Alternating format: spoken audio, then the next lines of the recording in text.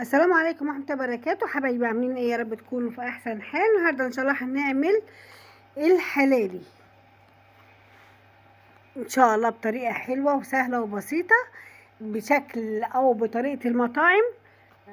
لو هتاكليها او هتعمليها بالشكل ده هتلاقيها نفس طريقه المطاعم والمصامت، واحلى اكله ان شاء الله هتعجبك وتنور رضاكي.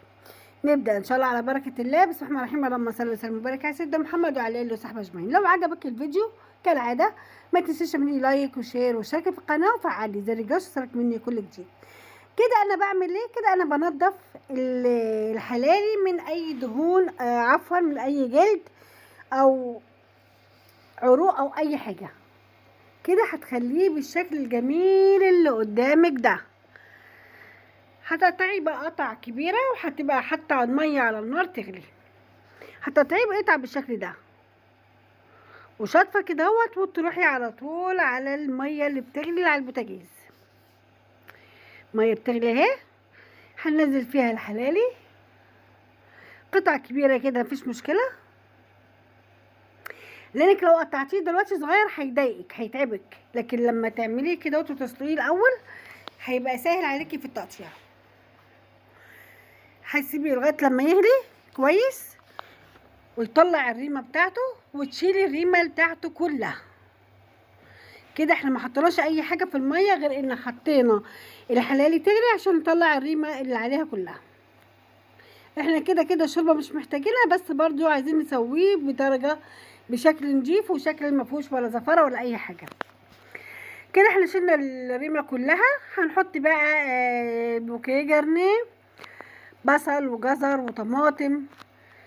هتحطي ورق لورا كمان، وهتحطي حبهان ده مطحون، وهنحط ونحط ورق لورا ونقلبيه تقليبه كويسه كده. هو على النار واتسلق تمام. هنجيب بقى في حاجه تانية كده، حله تانية او اي حاجه تانية، هتحطي كميه بصل حلوه محترمه كده، وهنحط معاها حبه حاجات كده تدبل بس شويه، وهنحط التومه وقلبي لغايه لما ريحه التوم تطلع. هنحط ملح وفلفل، وهنحط لها، بس لو عايزه تحطي لها كمون حطي، انا ما حطيتش، هو ملح وفلفل وخلاص.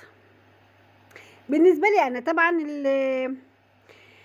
التحقيقه دي او البهارات دي تبعك انتي وحاجه خاصه بيك انتي وبيتك انتي، شوفوا بتحبوا ايه وبتحطوا وبتاكلوا ايه وحطي له.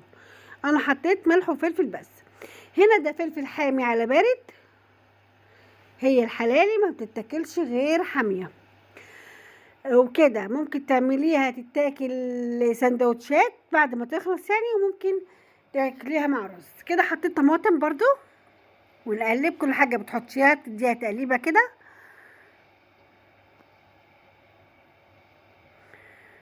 وفي الوقت ده هتكون الحلال استوت وهتقطعيها. شفتي كده سهل تقطيعها ازاي؟ لو قطعتيها وهي نية هتتعبك جدا، كده تقطيعها اسهل. وطبعا انا اتخلصت من الميه. في ناس بتشربها بالميه بتاعتها، انا لا، انا اتخلصت من الميه مش عايزاها، مع اني عاملاها بطريقه كويسه وحضرتك شفتي دلوقتي. هتقطعيها كلها، بعدين نزلتها على خلطة البصل والطماطم اللي كنت عاملاها من شوية.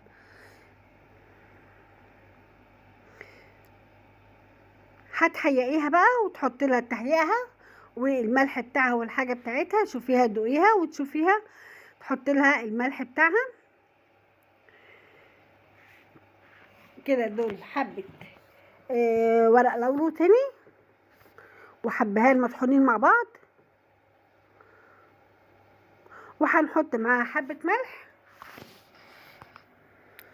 هنحط معاها كمان حبة صغيرين من بهارات اللحمة،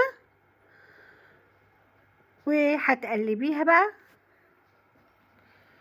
كده. هنحط لها كمان حبة مية، اللي هو عشان تحطيها بقى في الفرن تاخد وتدي مع نفسها، يعني تاخد من طعم البصل والطماطم والثوم والحاجة دي كلها وتاخد وتدي مع نفسها.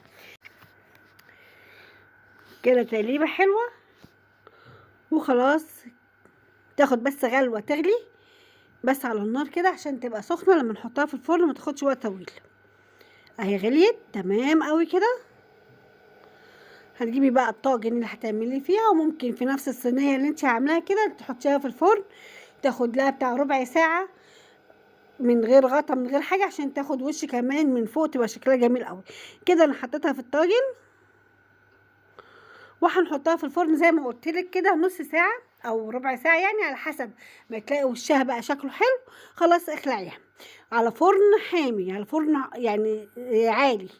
بصي بقى، بصي وشها عمل ازاي، بصي بتبقبق وجميله ازاي كده. الفيديو بتاعنا خلص، يا رب يكون عجبك ونرضاكي واستحسانك. لو عجبك ما تنسيش تعملي لايك وشير واشتركي في القناه وفعلي زر يوصلك مني كل جديد.